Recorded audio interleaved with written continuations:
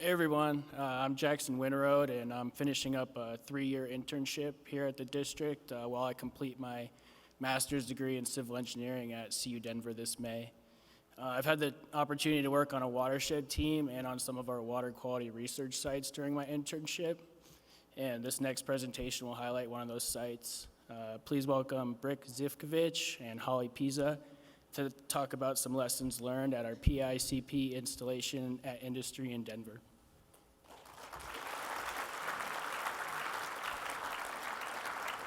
Thanks, Jackson. The district designs, constructs, and maintains stormwater control measures, SEMs, to inform our criteria and understand how these SEMs perform in our region and over time. The motivation for this project, constructed in 2016, was hearing that engineers were getting creative with our criteria for permeable interlocking concrete pavement, PICP, and specifically the section of that pavement. So we've been studying permeable pavement since before Brik was born. Benner Bonus started this program and did some great work at Lakewood Shops, which is on this map. This is a map of all the sites that we have our eyes on in some form or fashion. And we determined in the 90s that including a sand filter benefits the effluent from the SEM. And what we heard from stakeholders using our criteria is that they weren't completely comfortable with that addition being different than the industry standard put out by the Interlocking Concrete Pavement Institute, ICPI. And they were concerned that it would cause the pavement to settle, which had not been something that we had seen in any of our sites. So they were doing things like mixing the sand with larger aggregate and placing it, and our geotechnical engineers didn't love that approach. So we were specifically looking for a site where we can do a side-by-side installation of 2 different sections, and Industry Denver turned out to be a great partner for this. And we also had some new ideas of how to construct that sand filter to alleviate stakeholder concerns, so we wanted to try that out. So these are our research questions. First, does the industry standard meet treatment goals? So we know that a sand filter improves the quality of effluent. Without the sand filter, are we comparable to other SEMs? Is more settling observed with the sand filter? And then with all of our studies, are current maintenance recommendations appropriate? So this is the project site. It is on Brighton Boulevard in Denver. The tributary to our alley here is all roof runoff, parking roof runoff. And we've got one section that has the sand filter in it. That red outline is the runoff from the roof. And it has the maximum runoff ratio that ICPI recommends, which is 5:1. And then we have the other part of the roof draining to a section that does not have a sand filter, a little bit lesser run-on ratio. So it's a pretty tight site. This is construction right in between a building that was just constructed and one that is in the process of coming down right now, which has been interesting. And the first thing to do was excavate and construct something we could attach our liner to. And this is how we separated those 2 sections, so with a big wall. We have one outlet control structure here that outlets the section that does not have a sand filter, and the other one meters out the section with a sand filter, and both of those drain out to a pipe that goes under the alley, under our liner, and out to the street. And then we have a pretreatment inlet for overflow if the pavement was to plug, one of those in each section. and I'll talk more about that. So this is our liner installation, and you can see how deep this is. We have 100-year flood control below the pavement. If you can avoid securing that to the wall in construction, we recommend it. If you can't, just make sure there's a lot of slack. We did have some ripping when the aggregate was placed. Our section with the sand filter, we used the underdrain that was compatible with the CDOT Class C or Class B filter material that we bed directly in the sand. The other section was not. And then I said we had some creative ideas about how to construct the sand filter. So here we placed a structural aggregate course and then put the sand on top of that and then actually washed it in. And while this was effective and we observed it full time and we had a geotechnical engineer dig test sections to see how it made its way through that course, it was also a pretty expensive way to do it, and I'm not sure effective, but I don't know that I would do it this way again. That's what it looked like after the sand filter was in place. And then I mentioned that pretreatment inlet, and this is definitely one we would do again. I think you could do this type of inlet for any kind of underground detention that you have. There's a requirement when you're putting 100-year flood control under a pavement to have a hydraulic connection between the surface just to make sure that that storage is used during a flood event. And so we put in a grate between the inlet and the aggregate section, and then filled that inlet with large aggregate and topped it with the same aggregate that we use as a leveling course, thinking that it would catch trash and some sediment before it made its way into the storage area. And that maintenance might look like pulling that grate and bringing a Vector truck out every, I don't know, we'll find out. I'll let Brik talk about maintenance. Okay, this is what it looks like with the aggregate in place, and you can see that yellow area with the leveling course starting to come in, and then placing our pavers. We did this manually, and the finished product. And I will turn it over to Brik to talk about the monitoring of that. Perfect. Thank you, Holly. Hello, everyone. My name is Brik Zivkovich. I perform a lot of research here, and one of the things that's unique about this site to kind of add into the planning and design is that we've also incorporated a stormwater monitoring site into it. So some kind of neat features here. It's kind of our first time testing telemetry, but also being able to collect data, monitor the outflow from the site, and then also kind of understand the flow regime as well as kind of these pollutants that we're getting from the runoff.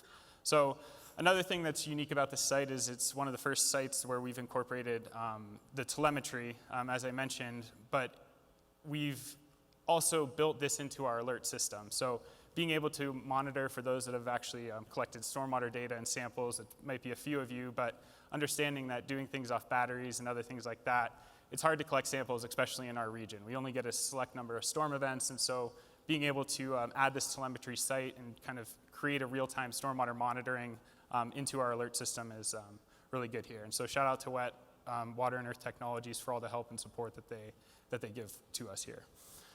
So real quick, I'm going to touch a little bit on the stormwater monitoring elements that we do at the site. I think the easiest way to look at this is kind of in these 4 different sections.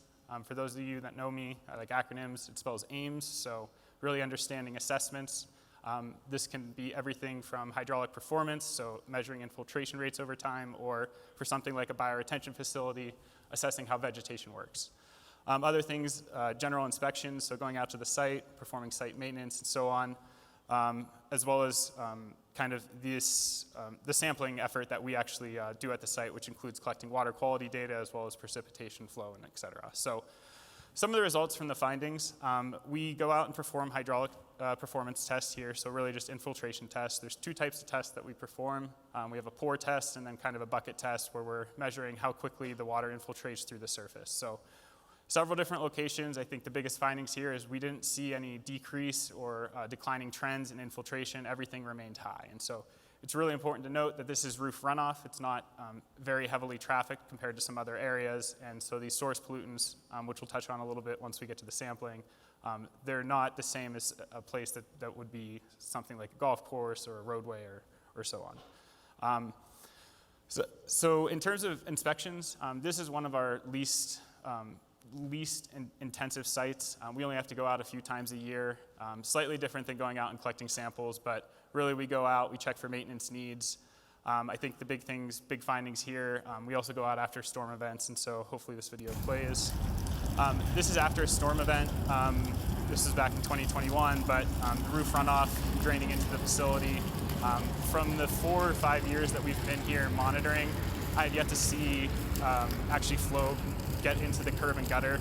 The majority of the flow actually will all infiltrate across the surface, and so just understanding that there is the direct flow that falls on it as well as this roof runoff that we're getting. But as Holly mentioned, this is 100-year storage underground, and so it is that multifunction. It gives the ability for traffic access and so on. One of the big things here, and I think this is probably most important to a lot of local governments as well as maintenance crews, is that we really have not had to do much maintenance on this site. We have a regenerative air sweeper that comes out 2 times a year, once in the spring, once in the fall. They'll spend maybe an hour and a half out there at the site and just kind of go back and forth several times, but low cost, low intensive requirements for maintenance. And then the other thing too that we did have an aggregate replacement, so over time aggregate does get lost through the system, but this is something that just a maintenance crew, shovels and brooms are really easily able to fix. But as Holly mentioned, this pretreatment inlet, I think that's one of the really unique features of the site. For those that have had to vac out inlets, storm drains, and so on, with the aggregate full to the inlet, we have actually not had to do any maintenance on the inlets at all. Yes, there's some trash that's located in there, but that can really easily be picked up by a maintenance crew lifting the top. You don't need any certain type of access or equipment to get really deep in there. Maybe over time, you might need to scrape the top, replace a little bit of the sediment, but at this current point, we haven't really seen much there. So last, this is one of those topics. This is find the things that you're interested in, as Laura was mentioning earlier. Water quality is something I'm really interested in. So all this sampling, all the data, how can we improve water before it enters in our stream? And so one thing about this site is it's one that's directly connected to the South Platte River. It's in this very ultra-urban developing area. And so how can we kind of show that these stormwater control measures, kind of speaking towards those research questions, can meet our objectives and our goals for the industry? So a little bit about the site. We collect inflow and outflow data. Some of the inflow data that we collect comes from the downspout. So there is some flow that runs onto the site from the traffic, those that use the alley, that is not incorporated into some of these graphs that I'm going to show here shortly. But we've had about 20 sampling events where we collect all this data, and I think the biggest findings here, we've had similar drain time, similar volume runoff and reduction, as well as these removal thresholds for certain pollutants. So comparing the two sections, we haven't really seen too many differences. So really touching quickly on kind of the water quality, I'll go into the sediments, nutrients, and metals, but I think the most important thing here is that we really have a low sediment input. So whenever we do have this low sediment input, some of the results we're seeing are infiltration rates remain high. The reduction benefits that we are seeing from the two sections, understanding that the flow that's coming in here, on the right side, the plot, the X's are mean, and the middle line in the box and whisker plot is our median. So kind of just follow those over the next two slides. But even at the flow rates that, or the mass volume that's coming in here, we are still getting reductions well below what we're looking for from these sections. So 25 to be able to reduce these is still, it's a great stormwater control measure. And for comparison, at some of our other sites, which the River Run site is a golf course, so we do get a lot of runoff, a lot of traffic. It's actually connected to the standing wave. So for those that, Laura showed that picture earlier, this is kind of the upper area where the parking occurs. We're talking about medians and averages that are well north of a couple hundred milligrams per liter coming in. So Another thing to kind of touch on, nutrients. As I mentioned, we're talking about roof runoff, so the source pollutants, we probably won't see too many source pollutants that are really high in nutrients. Other things that we see, it's also an alleyway, ultra-urban. Everything surrounding it is definitely kind of low input for nutrients. So whenever we are comparing some of these results, just understand the inflow here is not something that we would normally compare, or is not something that is normal compared to some of these other sites where we've actually collected data, such as residential neighborhoods, other parks, and so on. Other than that, we do collect a series of constituents, and so metals, total, and dissolved. I think some of the big things that we're seeing here is that we are getting reductions from the different systems, especially compared to the inflow.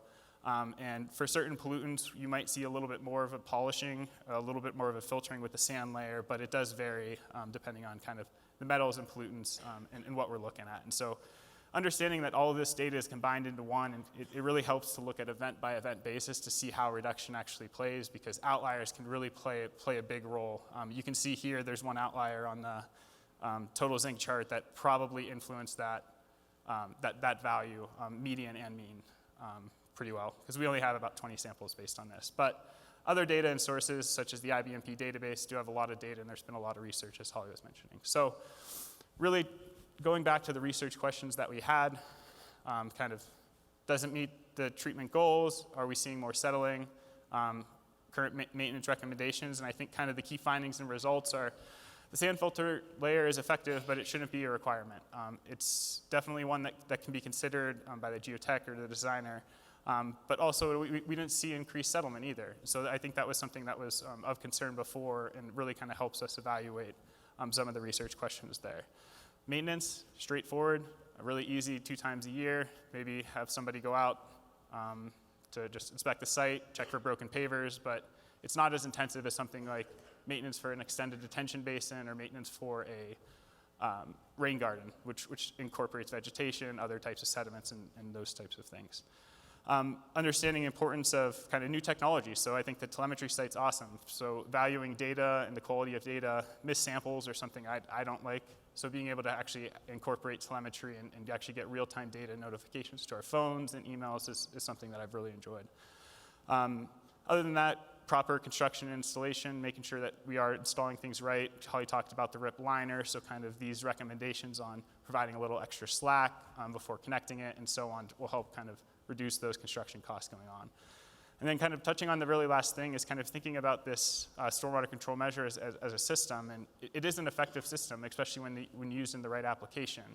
One of the things that's nice, it's an alleyway, it's adjacent, really an ultra-urban area, and they were able to provide the 100-year storage that they needed. So kind of touching on what we were talking about before, and we still get the S in there, it's kind of a high-functioning, low-maintenance solution in here for the stormwater control measure. So looking ahead, I think some of the things that all of you are aware, we've been working on a criteria update. So at the end of this month, the newest versions will be available available to all the stakeholders. And also thank you for all the feedback. We've taken all the comments, and every single comment we've provided a response to, and so we'll be posting that as well. And so some of the other things too, just touching on, will be runoff chapter updates, as well as kind of a new version of the UD workbook related to stormwater control measures, and a lot of the research and work that's been done here will be kind of incorporated into that. So thank you very much.